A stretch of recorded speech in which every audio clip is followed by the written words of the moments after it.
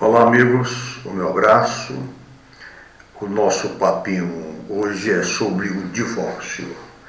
Você tem noção do que é o divórcio? Você sabe o que é um divórcio?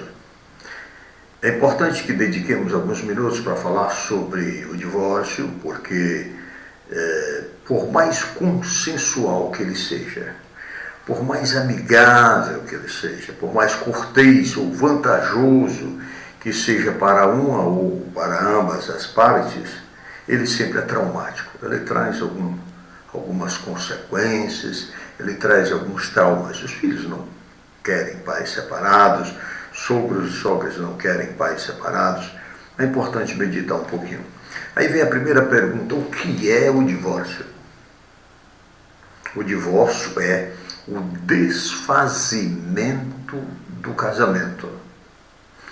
Para que nós entendamos o que é que o divórcio desfaz, nós precisamos saber o que é que o casamento faz, o que é que o casamento cria.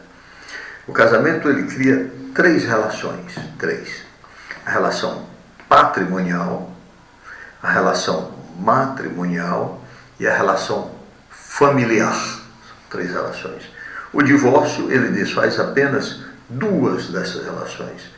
Ele desfaz o patrimônio, dependendo do regime da comunhão de bens, é resolvido de forma consensual, amigável, extrajudicial, ou mesmo resolvido na justiça. Esse problema, então, ele é resolvido. O divórcio desfaz a relação patrimonial. O divórcio também desfaz a relação matrimonial.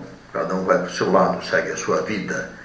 Mas o divórcio não desfaz a relação familiar.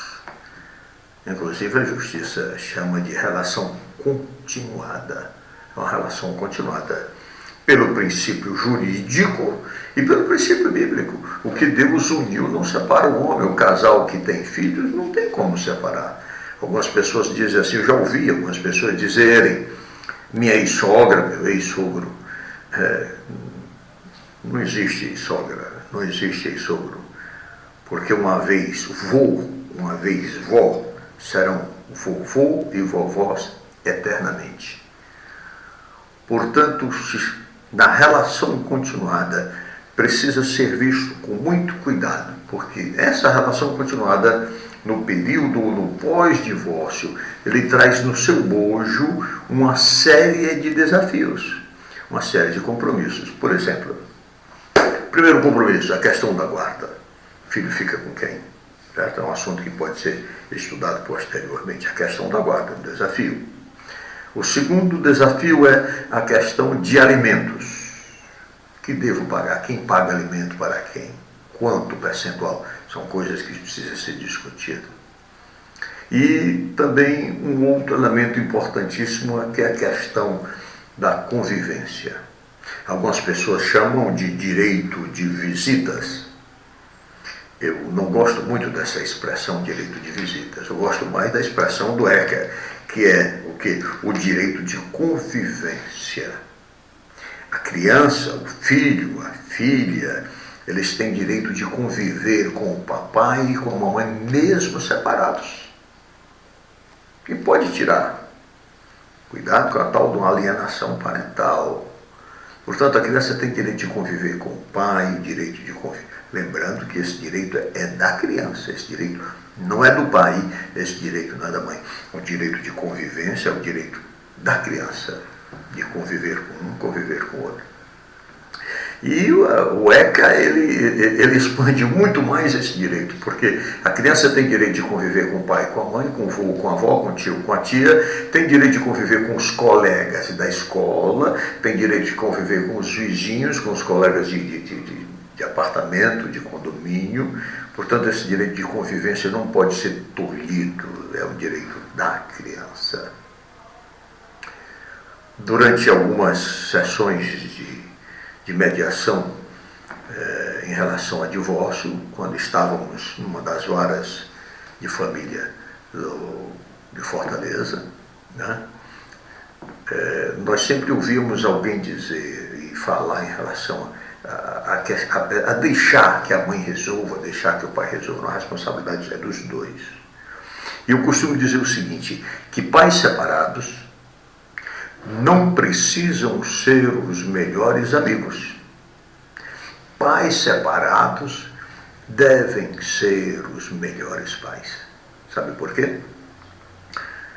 Porque a criança precisa do colo do pai e da mãe.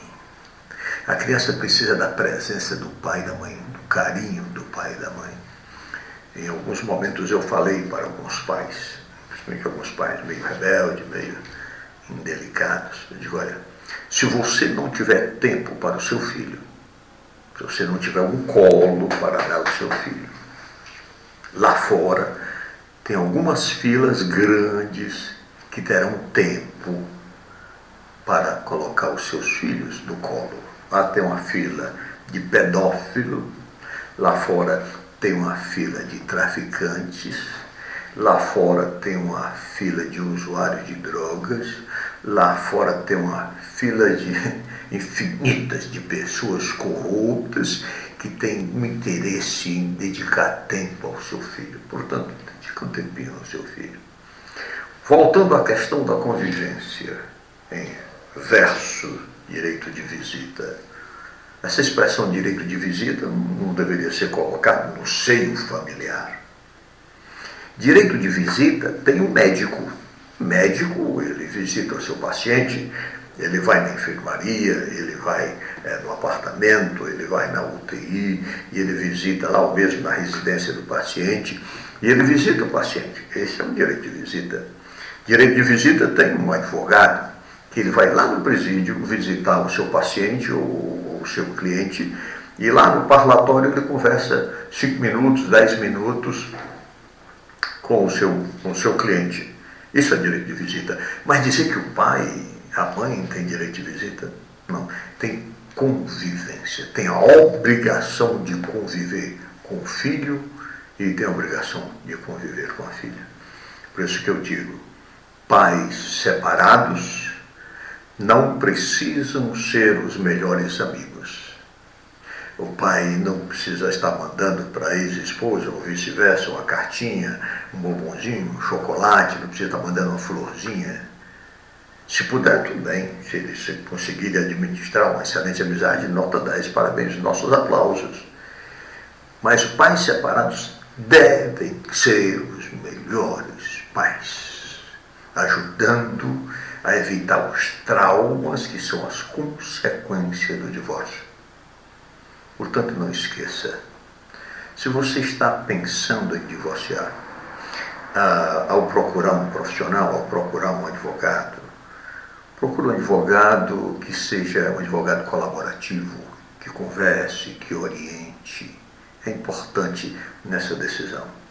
Procure um mediador judicial que possa lhe orientar, que possa trazer para você algumas ideias, que sejam ideias colaborativas, construtivas, porque a relação continuada, ela existe. Vocês continuarão sendo pais. E pais devem ser os melhores pais, aqueles que são separados. Meu abraço e até a próxima.